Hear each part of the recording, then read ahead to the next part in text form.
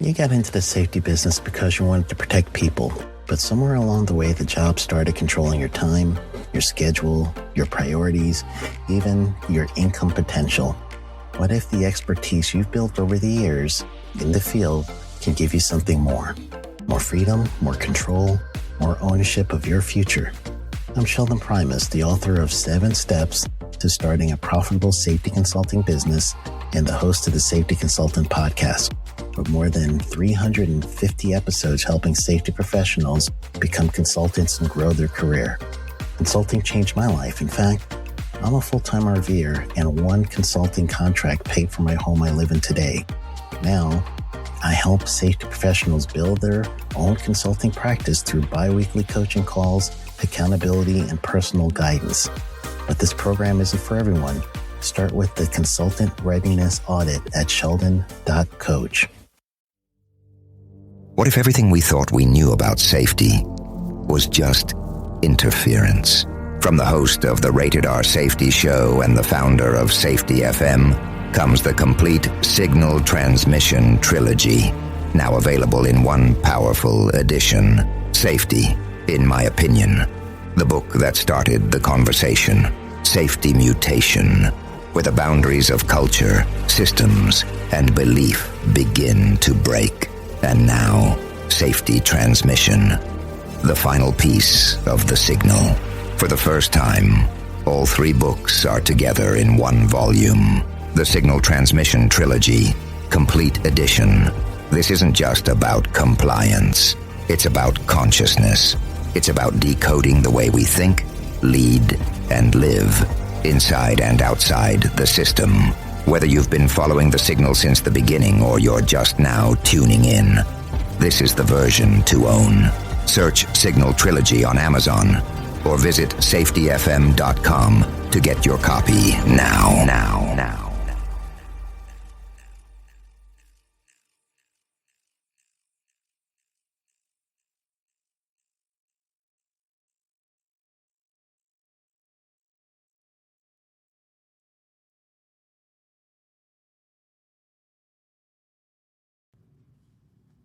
Hi, this is Jim from Safety Wars. Before we start the program, I want to make sure everyone understands that we often talk about OSHA and EPA citations, along with some other regulatory actions from other agencies, legal cases, and criminal activity. Everyone is innocent until proven guilty in a court of law. Proposed fines are exactly that, and they are often litigated, reduced, or vacated. We use available public records, news accounts, and press releases. We cannot warranty or guarantee the details of any of the stories we share, since we are not directly involved with these stories, at least not most of the time. Enjoy the show. This show is brought to you by Safety FM.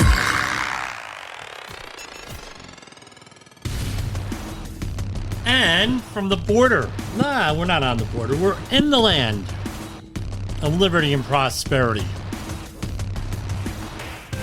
Yes, we are recording this from New Jersey today. How's everybody doing? I hope everybody enjoyed their few days off or the Independence Day holiday. Lord knows I did.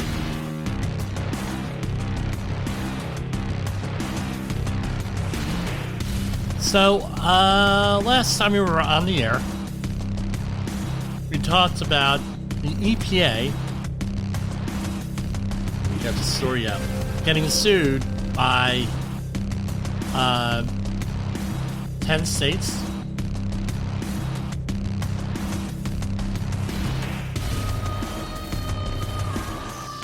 Right, over, what is it now? The wood-burning stoves.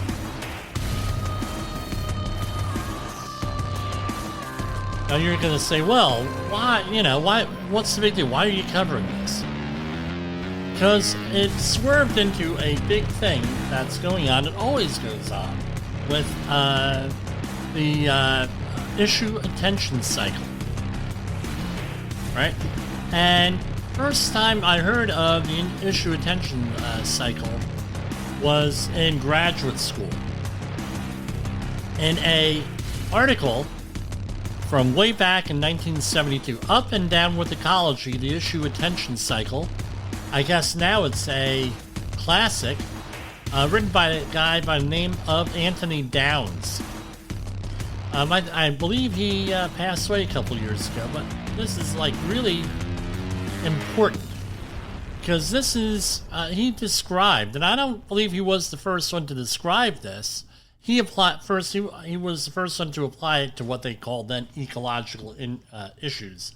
Now we would call it environmental issues. But this whole cycle seeps into the way a lot of organizations run their safety and environmental programs. So what is that? All related here.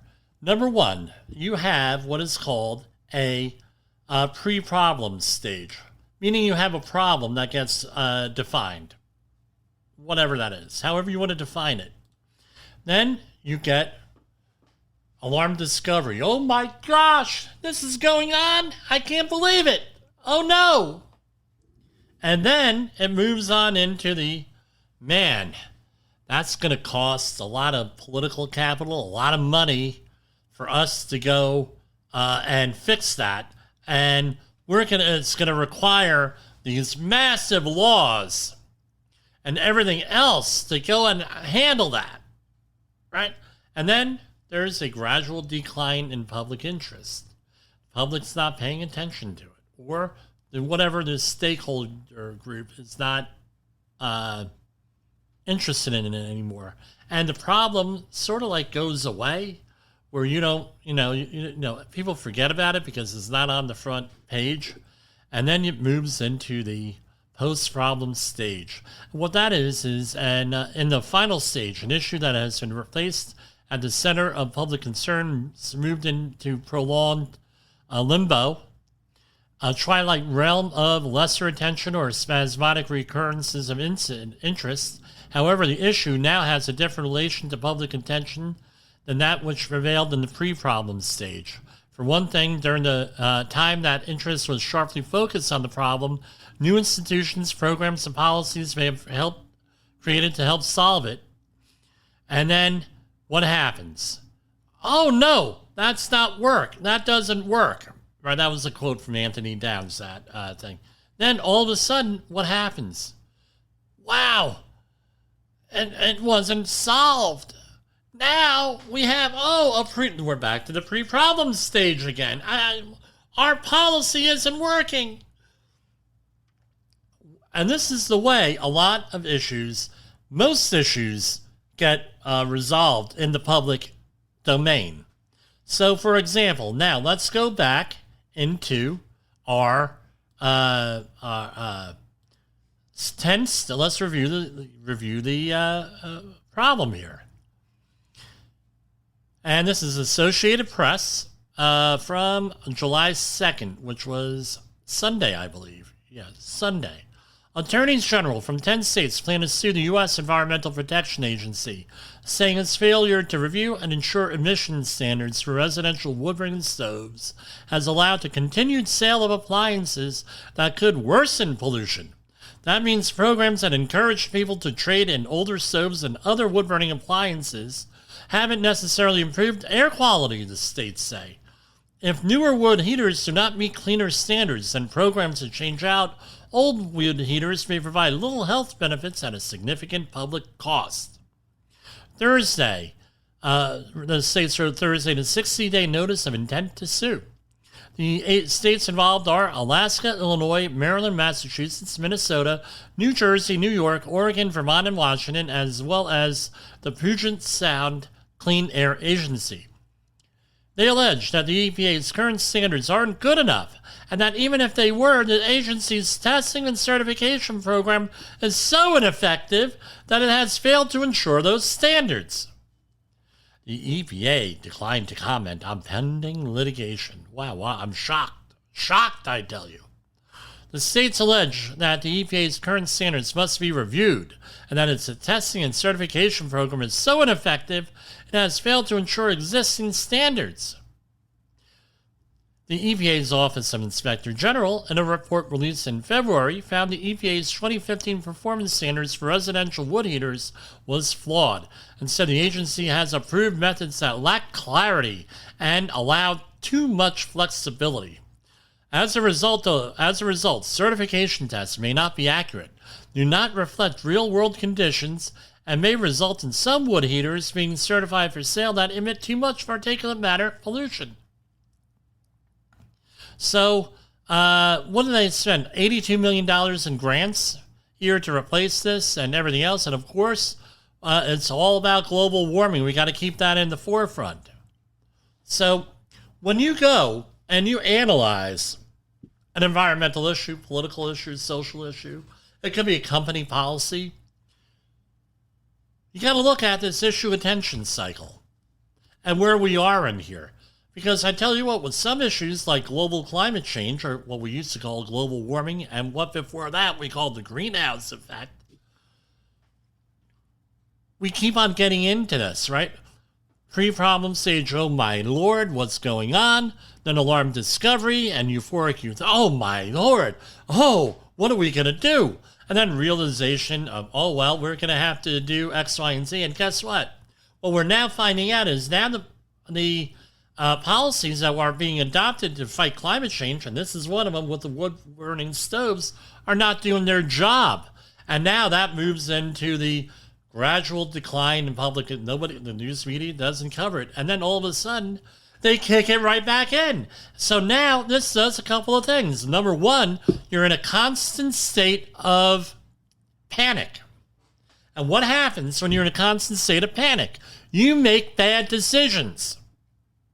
Knee-jerk reactions, knee-jerk analysis leads to knee-jerk solutions that don't work usually or are not effective. And this is what we have here with the wood-burning stove issues, according to these 10 states. Now, they intend to sue the EPA. That may not ever happen. Notice to intent to sue. Okay, 60-day notice they got to give. Great, great, great. Okay, now, let's think about this. Haven't we had a lot of controversial precedents overturned by the Supreme Court lately? No, we've had. And let me point out that a good chunk of Supreme Court cases, and you never hear about, are overturning precedents. Right? Current precedents. So the fact that the cases get overturned, new precedents get issued and followed, and things are declared unconstitutional, that's a fairly routine thing. Where it now becomes an issue is, guess what? Issue attention cycle. We got to gin things up. We got to get people all upset. Now they're overturning a lot of stuff in court. Now the Bible tells me what my Bible says, at least, right? And I forget exactly the verse. You could go and look it up for yourself. Let me see your Bible verses about going to court. All right, so let's look this up. Here you go. The Bible, according to BiblePortal.com, has 66 references to court. So this is from the New International Version, Matthew 5:25. Settle matters quickly with your adversary who is taking you to court. Do it while you are still together on the way, or your adversary may hand you over to the judge. The judge may hand you over to the officer, and you may be thrown into prison. Wow, this is out of the Bible. All right? Because this is, right, Matthew chapter 5. Anyway, you're going to say, well, what's your point, Jim? Once you get into court, there's no telling what's going to happen. You may end up having the Supreme Court saying, this law is unconstitutional. Why are we even here? Why are we doing this? It may not go the way that you think it's going to go. I had pointed this out with the recent ruling with the guns, right, last year. You can go look up that ruling, where I said in 2009, because this was a local New York's case in Westchester County, where they didn't allow someone to have a concealed carry permit. I said, I think they're messing with the wrong person here. I think this, based on what I've read I got to read some of the legal briefs because I had access to them. And the lawsuit, I said, they might get, eventually, they have a lot of money behind them, number one. And number two, this might eventually get this overturned, all these concealed carry laws. So they may not be going down a good road here. I'm going to say this with this. And everyone knows I spent a mint on a brand new a wood-burning stove last year, right? All modern and everything else. And lo and behold, guess what? That might have not been necessary if all these laws get overturned with that. And I tell you what, the secondary market on wood-burning stoves that don't meet these requirements is obscene. And also, you can also buy the old stoves without the catalyst online. No restrictions out there. I don't know where you're getting them. I don't know if they're NFPA approved. I don't know, or anything like that. And I tell you what, if you're getting them into your house, they had better be meet all the legal requirements, NFPA requirements, and everything else, because I tell you what, that house catches on fire because of that stove, you may not be covered. That's what I'm told by insurance agents. Check your own policy as usual. And that's what we're going to open up with here in my monologue. And every program now I'm going to try to do a monologue at the beginning, and then we'll go on to our regular news and views. We're going to cut away to a commercial break now. In the professional safety community, communication and planning are just a few keys to your program's success. The question many practitioners have is, where do I start? Dr. Jay Allen, the creator of the Safety FM platform and host of the Rated R Safety Show, has built a global foundation to help you along the way. Go to safetyfm.com and listen to some of the industry's best and most involved professionals, including Blaine Hoffman with the Safety Pro, Sam Goodman with the Hop Nerd, Sheldon Primus with the Safety Consultant, Jim Pozell with Safety Wars, Emily Elrod with Unapologetically Bold, and many others. As individuals, we can do great things, but as a team, we become amazing. Dial into safetyfm.com today and surround yourself with a powerful force of knowledge and support.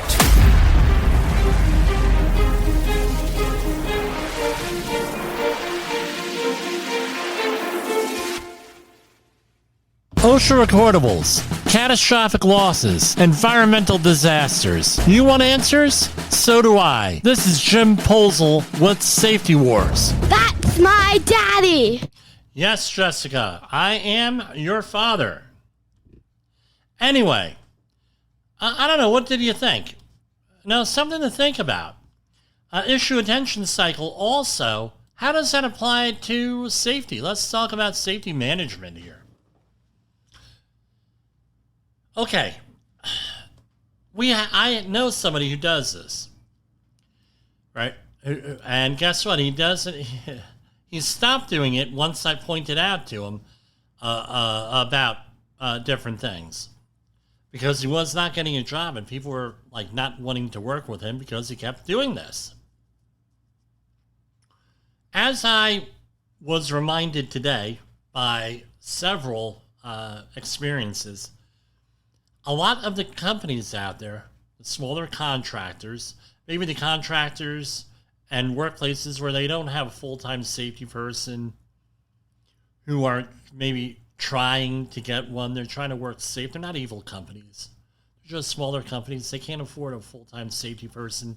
They don't have the wherewithal, or no, one of the things we try to do is we're involved in continuing education and everything else.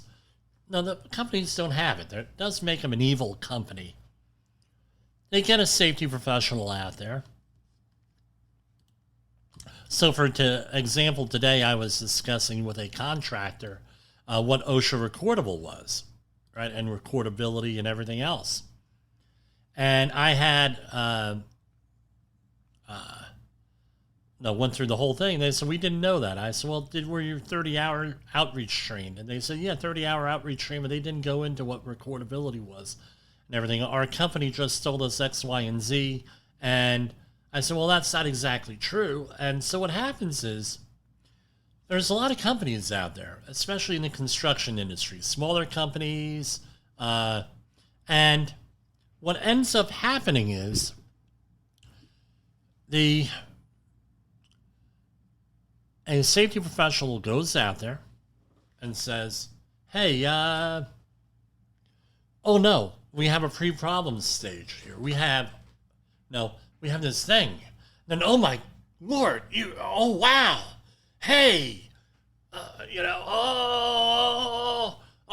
you got a problem here. You got to do this. You got to do training. You got to do this. Blah, blah, blah, blah, blah.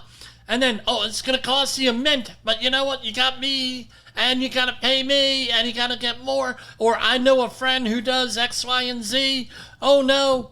And then what happens is the employer's like, look, dude, I just spent all this money on you. You got to go out there and fix the problem here. And we're not interested in spending $10,000 on safety training on a situation that we've never seen happen. It's extremely low gravity risk, low gravity consequence. Can we do this internally? And do you have a way of maybe doing this internally so we could still be in compliance and everything else? So we don't have to blow $10,000 on training classes? No, is there a way we can do this legitimately? Is there a quote-unquote good enough thing where maybe we don't need a full-blown training course on this, but maybe only on what we're doing?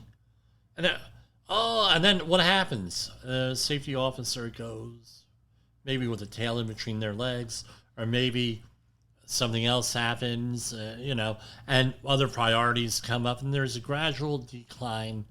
Right, and maybe there's a quick fix that doesn't really fix things, and then there's a post-problem stage, and then all of a sudden, pre-problem, go right back into a pre-problem stage, and desirable, oh no, and then go, this wasn't done, blah, blah, and then it starts all over again. Maybe it's for the same issue, maybe it's something else. And guess what happens? Safety professionals, the next guy that might come in, is going to say, look, that's not a problem, we can fix that type of thing. Not a big deal. Now you made yourself look like a fool. Or maybe the person, your employer gets, and it does happen, they get other consultants, other people involved and don't tell you. And you run through. So with this friend of mine in the industry, I said, look, dude, you can't continue to do this to people because you know why you're always out of work. Nobody wants to work with you. Is that you go through this thing with issue attention cycle again and again and again and again and again. And you run into it. And this is one of the things that contributes to the safety people being some of the most hated people on these job sites. Or rather being a coach, they're an alarm. They're an alarmist. They're a bell ringer, right? Whatever you want to call it. And that's impedes what we're trying to do here. So that's what we're going to go through here. Keep that in mind. Okay, let's move on to our news.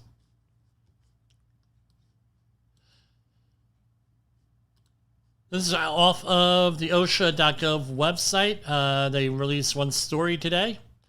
For the third, a federal investigation into a 20-year-old worker's death in Alabama finds the sawmill operator again ignored machine safety requirements. For the third time since 2020, the operator of a sawmill in Alabama, Connecticut, Florida, Massachusetts, Mississippi, and Virginia failed to follow federal workplace safety standards across its organization. Remember, all of these have the same EIN number. Right, employer identification number, that's like the social security number, or they were actually linked together somehow with this, resulting in a worker fatality at its Alabama facility and a U.S. Department of Labor labor investigation.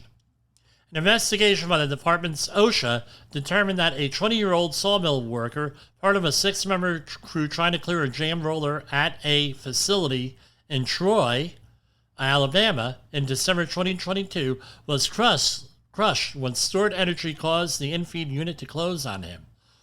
OSHA issued a willful citation for allowing workers to perform maintenance on equipment without controlling hazardous energy sources.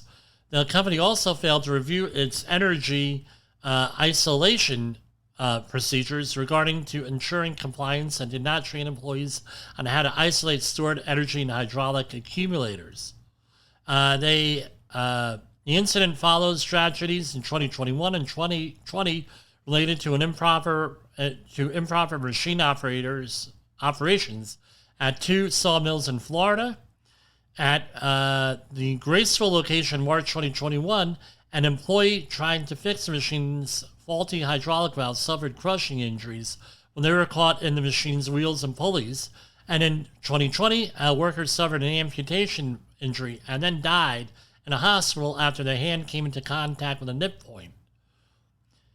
This is a quote from Jose Gonzalez in Mobile, Alabama.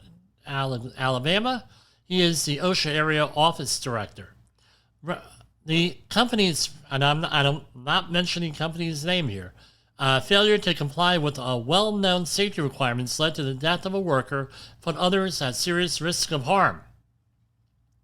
Safety standards exist to protect workers from the hazards. So they're getting whacked with a $184,385 in proposed penalties. And since 2013, the agency has cited the sawmill operator and subsidiaries with 19 serious and other than serious violations. So what do we have here? I have the citation right in front of me. Citation 1, Item 1. It's a lockout tagout. Periodic inspection of the energy control panels, 1910-147, it's $14,063. Citation 1, Item 2, no training in lockout tagout, $14,063. Those are serious. Citation 2, Item 1, willful serious. This is lockout tagout violation. The energy control procedures do not clearly and specifically outline the steps for shutting down, isolating, blocking, and securing machines or equipment to control hazardous energy. This was on $156,259. Citation 2, 1B, type of violation serious.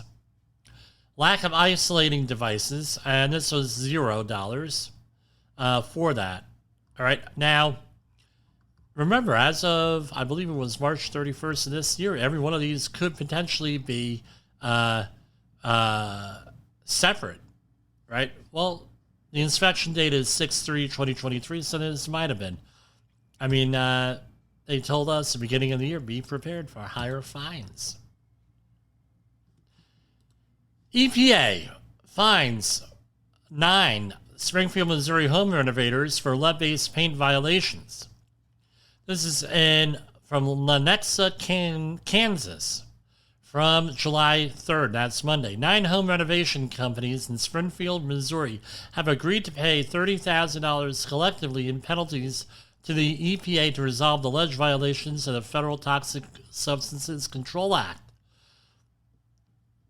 According to the EPA, the following companies, right, there was 9 of them, failed to comply with regulations intended to reduce the hazards of lead-based paint exposure during renovations. And basically, a number of years ago, EPA came out with regulations for home renovations because the OSHA regulations and the HUD guidelines were not doing their jobs.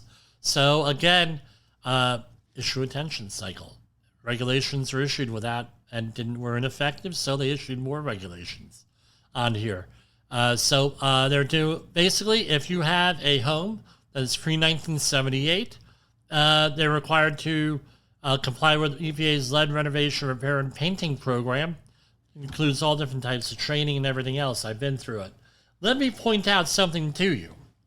Right before, and I know this from the industrial painting community, right before all these lead-based paint interior paints were banned, there was a huge run on them.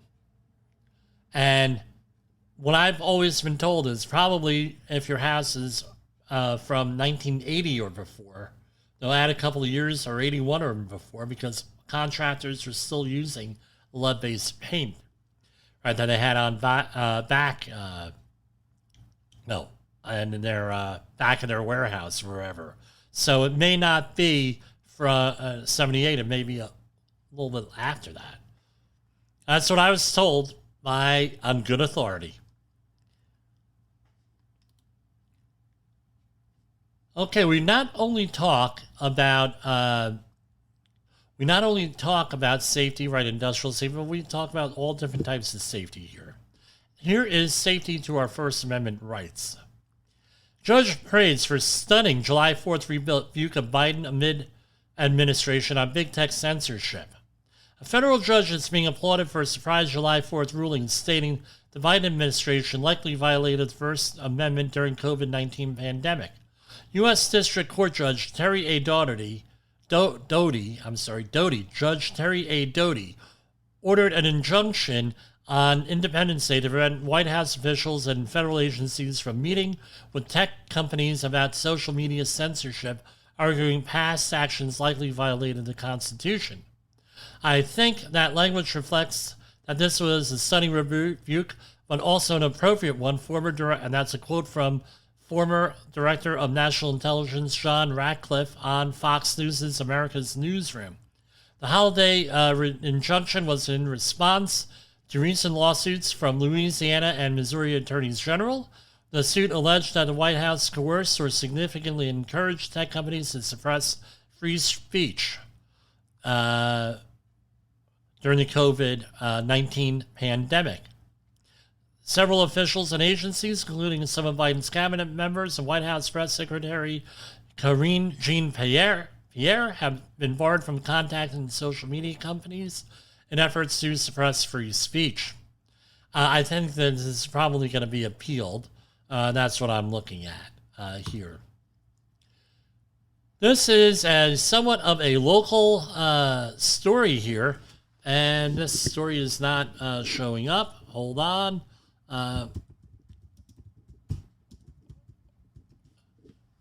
This is from CNN. Why am I saying it's local? This was all going on in upstate New York, a couple of miles away from my mother-in-law's and father-in-law's former house where they lived. And before my mother-in-law passed away, I was busting her chops a little bit. I said, all this was going on a couple of miles away from you. What kind of place do you live in? Allison Mack. And by the way, this is not a laughing manner, but it goes to show you the kind of guvno that goes on in your community, and you don't even know about it. I mean, this is, this is messed up here. All right? Allison Mack, the former Smallville actress and high-ranking member of the cult-like group NXIVM, spelled NXIVM, who was sentenced to 3 years in prison in 2021, was released Monday, the Federal Bureau of Prisons said in online records. Mack, now, I don't know, my math may be off, but 2021 plus 3 is 2024. But probably got out on good behavior or, she was under house arrest for several years. Mack was arrested in 2018 along with other NXIVM leaders, including Keith Raniere, who was convicted of racketeering charges. Raniere founded NXIVM and was the founder of NXIVM, was sentenced to 120 years in prison in 2020. Mack pleaded guilty to racketeering conspiracy charges 1 month before Raniere's 2019 trial was set to begin. Everybody cut a deal on this one. There was a lot of people here. Again, NXIVM, a company based in Albany, New York, touted self-help classes, and I'll add this, focus on women. So what they did, allegedly, and there was a Netflix series on this is all alleged, they created a group within a group, like a sorority in the sorority, and all different types of people got involved. Some people threw away their careers to get involved here, and they're thankfully in a recovery here. This is from National Review. I know we hit some. We have conservative, we have liberal outlets here. I just, whatever's interested in me is interesting to me is what I go through here. Colleges may rethink kangaroo court proceedings in sex assault cases after Yale legal loss. A Connecticut Supreme Court ruling last month found that Yale University failed to provide adequate safeguards in the discipline hearing for a student accused of sexual assault that could have implications for colleges and universities across the country whose own discipline proceedings don't allow defendants to confront their accuser or to cross-examine witnesses. In its unanimous June 27th ruling in the case, Kahn versus Yale, the court found that Yale's discipline hearing failed to ensure reliability or to promote fundamental fairness to the defendant, Mr. Kahn, an undergraduate neuroscience student who was accused of sexually assaulting a classmate in her dormitory nearly 8 years ago. Kahn's case, which alleged Title IX violations by the university and also targeted his accuser, took a circuitous path through the federal and state courts. The Connecticut Supreme Court ruling addressed Kahn's right to sue his accuser for defamation or torturous interference with business relations in connection with the statements she made during a university hearing. The court's ruling that Kahn's accuser does not have absolute immunity from a lawsuit over the allegations she made. The hearing could lead other schools to reconsider how they handle similar readings. What my fear here is this. I get it. We need fairness and these things, and a lot of these a lot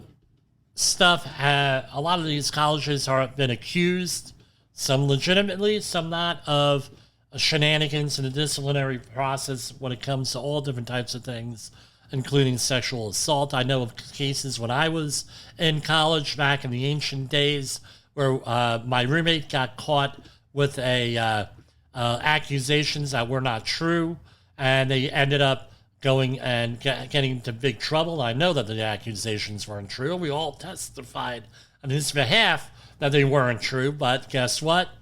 He still lost, and it was unfair. And his attorney just said, just take the punishment. They're not going to expel you. Just take the punishment and move on. And what ended up, so I get this. Wrongfully accused. It wasn't a sexual assault case. It was with another type of alleged violation that never happened. I get it with this. All right. But here we have a situation. They go to court here. It goes through court. A issue gets resolved. Now, I tell you what, we're going to have women and sometimes men. By the way, I know a man who got sexually assaulted at college, right? I not want to report these things, right? And that are legitimate cases, and that's what my fear is here, right? Where now we're going to have legitimate cases that go unreported, and I could get the illegitimate cases not, all right, great. We manage, I know they're out there, but I'm sorry.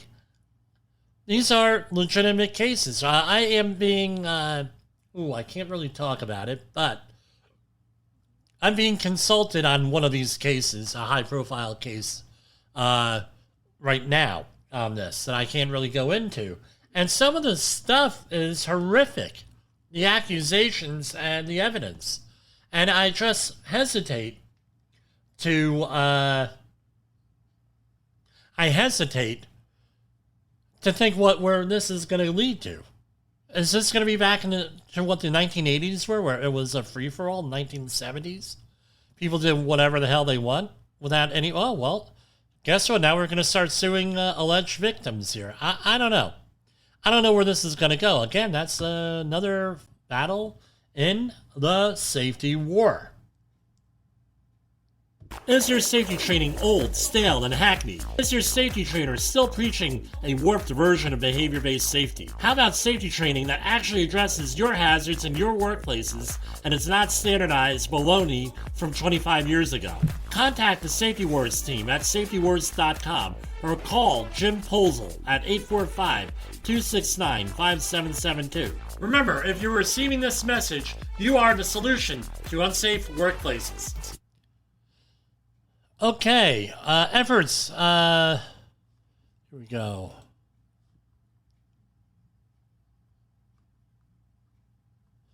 Well, let's see where we're going to go. Okay, now here we have the use of drone technology by police. So I'm reading a story from NBC News here, and it's from today, 6:30 a.m. So this is a story from what's the name of the town? Santa Monica, is it? California. Where you call up the police and the police drone will be there before the police. Right? Santa Monica, yeah. So, been used for this. Now, my question is this. All right. Good or bad? I think it's relatively a good thing. With the drone technology going out there, and seeing all this stuff that's in plain view. How about if a regulatory agency wants to fly a drone over private property, a large piece of private property? Is that illegal or not? Sometimes it is, sometimes it isn't. With that, there's some, what about the footage that they may collect that may be in a violation of privacy? Where you think that you have some privacy in your backyard or in your house, now you have a drone. I don't know if it's good or not with this. What do you do with the data once you get it? The other thing is rescue missions. I mean, drone technology. I mean, if I wanted to do all over again, one of the things I would consider is being a drone pilot. Because I tell you what, every one of these construction jobs, every one of these environmental cleanups, every one of these missing persons cases, they're using drone technology. And I'm going to say this, if you're using it commercially, get a license with that. I know people who use it commercially without a license, and I'm like, you're playing with fire, guys. That's a felony. So here we have missing Massachusetts woman Emma Tutuski found trapped in the mud at a state park. A Massachusetts woman who disappeared late last month was found Monday at a state park where authorities said she had been trapped in a muddy area for at least 3 days. Emma Tutuski, who was reported missing on June 26, was rescued from a swampy area inside Borderland State Park. Easton and Stoughton police said in a joint statement. Hikers inside the Easton Park said they heard a woman screaming for help, but were unable to reach her, so they called 911 at about 6 p.m. Monday. Easton police officers arrived on the scene, heard Tutuski's desperate calls for help, and followed her screams some 50 feet away from the shore. 3 cops on ATVs waded through thick brush and swamp until they reached Tutuski, who was 31, and dislodged her from the mud. The officers carried her back to land where she received medical assistance. Right, she was then transported, right, blah, blah, blah. Now, here's what the question here is with this. Buddy system. Are you going into the woods without telling people where you're going to be, or without a cell phone, without a GPS locator, which is actually very cheap nowadays? The satellite GPS locator. You can get one for under $400. What are you doing? I know I had some mixed feelings this week with my son in Boy Scout camp. Do I give him the phone? Which, by the way, James, I have your phone right here. Do I send him in with a phone or not? Only because it's our custom in our house that when we are going into the woods, or it could be a crowded place, my son carries his phone, my daughter carries my spare phone, just so we can locate them if they are missing, or at least we can locate the phone. I know my brother had, this technology is not new. My brother had this technology in the mid-2000s, 2004, 2005 on my niece, who, they would track where she is, right?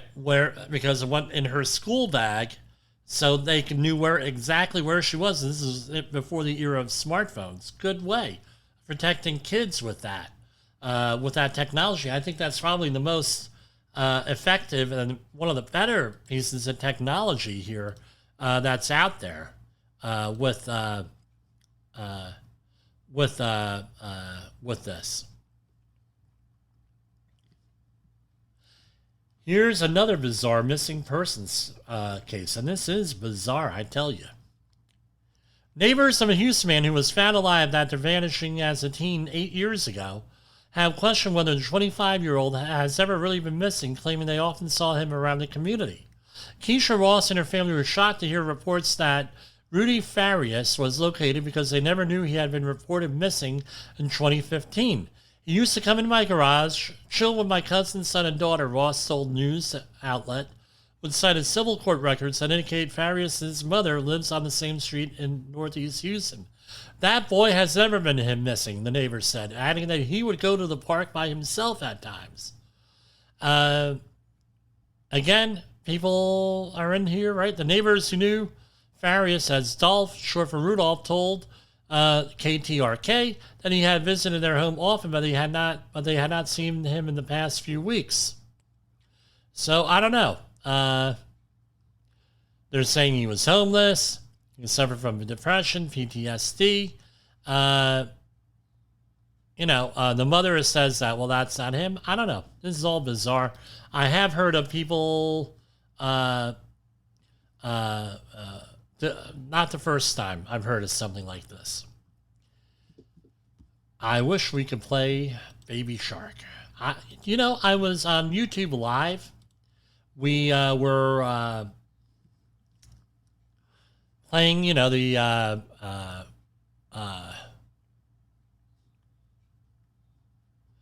were playing, my son's games. And in the background, the walk-up music, I got dinged on YouTube for walk-up music being on there, playing in the background that I had no control over. They cited me for copyright abuse. Wow. I guess we're not allowed to do that anymore.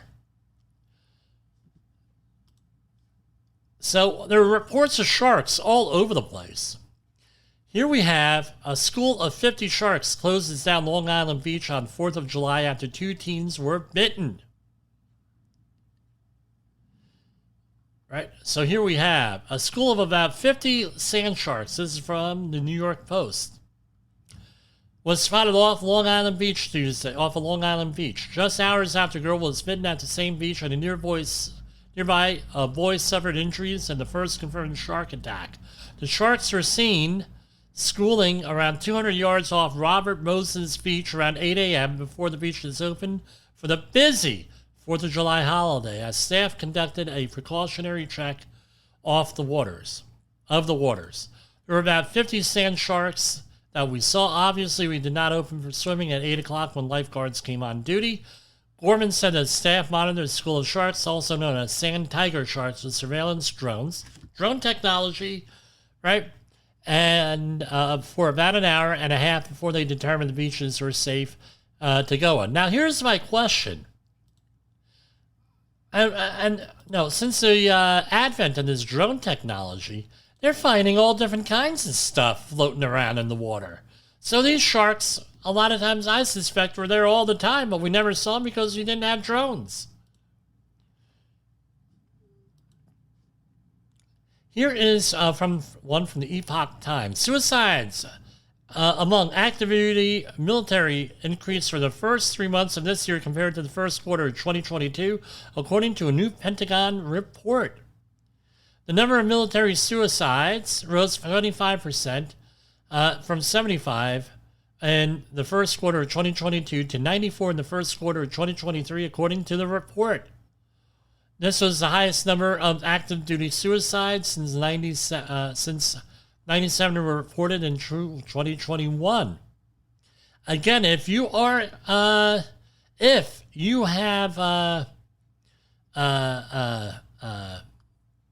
If you have mental health issues, please get help. You want to commit suicide, please get help. Life is worth living.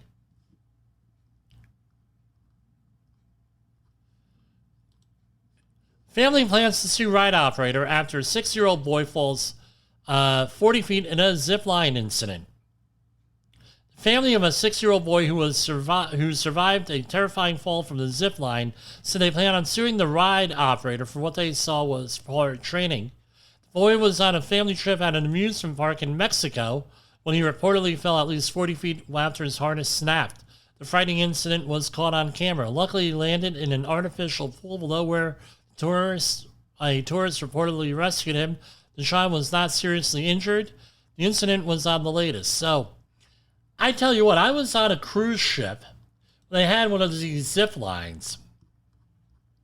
And they had, rather than, I look at this thing and I said, rather than a carabiner that could hold 5,000 pounds or whatever the mountain climbing style carabiners could hold, they had, you're going to love this one, a key ring that could hold 150 pounds connected off to the zip line, folks.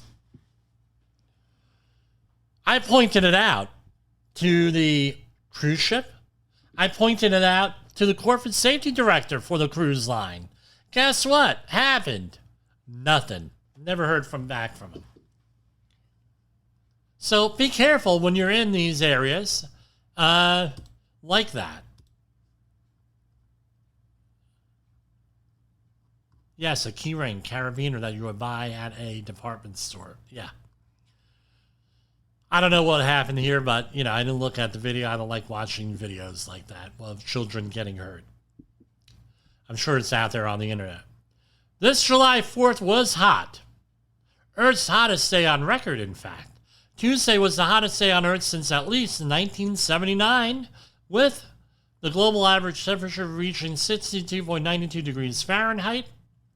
According to the U.S. National Center for Environmental Prediction. As a result, some scientists believe July 4th may have been one of the hottest days on Earth in around 125,000 years. So it was hot in the past, too?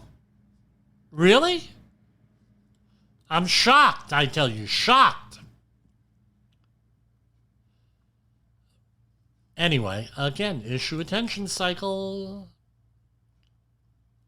So we know Wagner Group took cover in Belarus after the failed mutiny against the Kremlin, but dozens of other mercenary groups were already poised to take their place in the Ukrainian conflict. The mercenaries from Radut, Salvata Corps, and ENOT, I don't know what that stands for, among dozens of others, have already been spotted fighting in the Russian invasion of Ukraine that began last year, according to reports.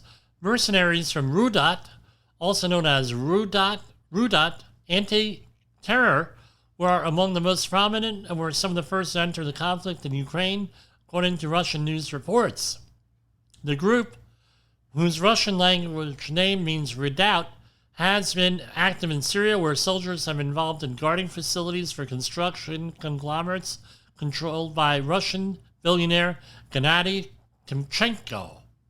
Some of the group's mercenaries, which were recruited on Russian social media platforms, have been convicted of war crimes during the invasion, according to the Kharkiv Human Rights Protection Group. What could possibly go wrong? One dead and 4 injured after a major fire from fireworks explosion in East Texas, authorities say. This is from July 4th. A fireworks explosion in East Texas left at least 1 person dead and several others injured on July 4th, according to the sheriff. According to a news release, Upshur County deputies responded to a major fire at the Firehouse 9 farm event venue at 10:33 a.m. Investigators believe crews at the venue were prepping for a later event when an accident happened, adding they don't suspect foul play. Again, have the professionals do. I mean, I went out and bought fireworks. In New York, they're essentially just the Roman candles. This is an opinion piece by Glenn Reynolds. CDC boss utterly laughable exit warning on politicized science. Outgoing CDC Director Rochelle Walensky departed with a warning that we should beware of politicized science and misinformation. Isn't that like the pot calling the kettle black on that one? Right, Rochelle? And here we go. Now that Biden has been banned from social media, communicating with them, right? Biden officials said social media companies uncooperative in addressing fentanyl crisis. Well, maybe it's because they do business in other countries that are selling us fentanyl. Maybe. I don't know. I could be wrong. Who knows? Ann Milgram, head of the DEA, has said that social media companies haven't been as cooperative as they could have in addressing the fentanyl crisis. We have not until recently gotten nearly as much cooperation as we need, she said on Sunday during an appearance on NBC's Meet the Press. Social media companies have to comply with their terms of service, which say it is illegal to sell drugs on their platforms, provide the requested information to law enforcement agencies, including the DEA. This is an outright emergency. Yeah, I tell you, every family out there knows someone who OD'd on this stuff. I tell you. Over 100,000 deaths per year.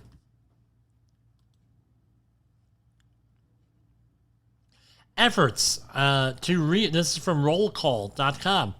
Efforts to refill FEMA disaster fund faces competing priorities. House Democrat and Senate Republicans each have bills to add to the $11.5 billion. Some House lawmakers who represent hurricane-prone districts want an emergency spending bill to ensure the government does not run out of money in the FEMA's Disaster Relief Fund, joining a small but growing Senate effort.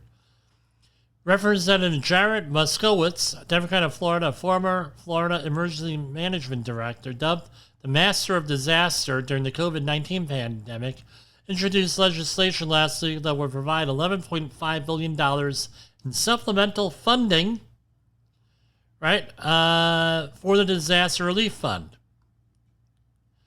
Delaware James C. Moylan, Republican from Guam, has also signed on. Though Guam has a lot of disasters, right? But let's remember, even though they can talk about stuff in committee, these people from Guam, these representatives, have no voting authority except in committee, and I think it's more procedural than anything. Procedural votes. Could be wrong on that. So, FEMA will probably run up a $10 billion deficit by this fall. What do we got here? Anything else?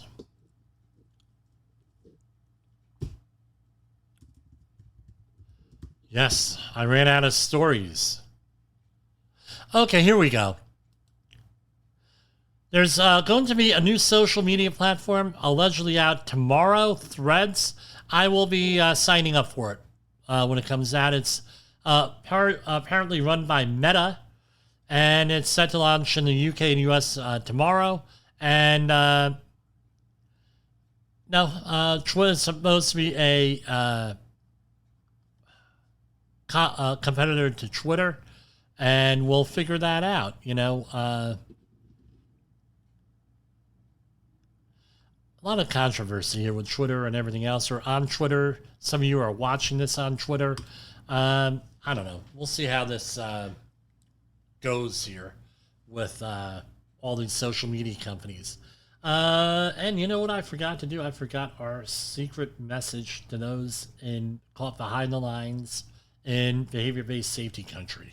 This is Safety Wars, broadcasting to our brothers and sisters in the occupied territory of behavior-based safety. Get out your secret decoder ring. Here is your nightly message. How you respond to failure matters. How you respond to failure matters. And Let's go. How many minutes we got left here? Okay, we're going to... there's really nothing else here. I mean, if you're interested in working with us at JCP Technical or Safety Wars, give us a call, 845-269-5772. Contact us at jim@safetywars.com. I hope to see you folks tomorrow.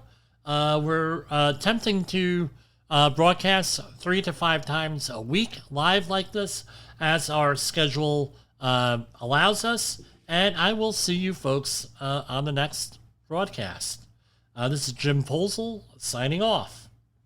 This is Safety... and, of course, not Safety Wars without a gaffe or a blooper.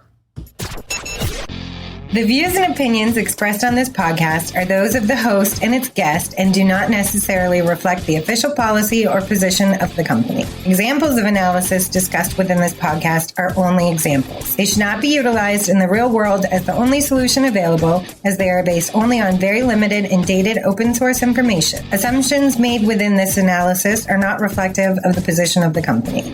No part of this podcast may be reproduced, stored in a retrieval system, or transmitted in any form or by any means, mechanical, electronic, recording, or otherwise, without prior written permission of the creator of the podcast, Jay Allen.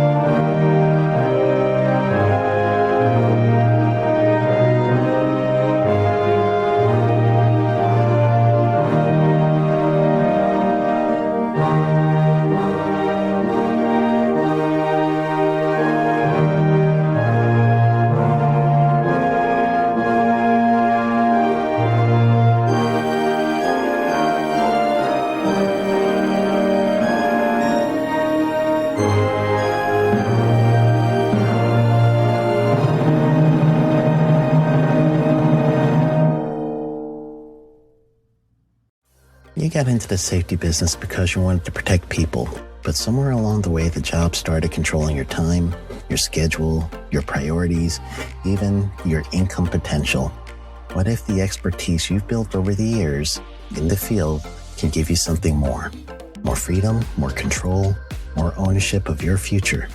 I'm Sheldon Primus, the author of 7 Steps to Starting a Profitable Safety Consulting Business and the host of the Safety Consultant Podcast, with more than 350 episodes helping safety professionals become consultants and grow their career. Consulting changed my life. In fact, I'm a full-time RVer, and one consulting contract paid for my home I live in today. Now, I help safety professionals build their own consulting practice through bi-weekly coaching calls, accountability, and personal guidance. But this program isn't for everyone. Start with the Consultant Readiness Audit at sheldon.coach. What if everything we thought we knew about safety was just interference? From the host of the Rated R Safety Show and the founder of Safety FM comes the complete signal transmission trilogy, now available in one powerful edition. Safety, in my opinion. The book that started the conversation. Safety Mutation, where the boundaries of culture, systems, and belief begin to break. And now, Safety Transmission, the final piece of the signal. For the first time, all 3 books are together in one volume. The Signal Transmission Trilogy, Complete Edition. This isn't just about compliance. It's about consciousness. It's about decoding the way we think, lead, and live, inside and outside the system. Whether you've been following the signal since the beginning or you're just now tuning in, this is the version to own. Search Signal Trilogy on Amazon or visit safetyfm.com to get your copy now.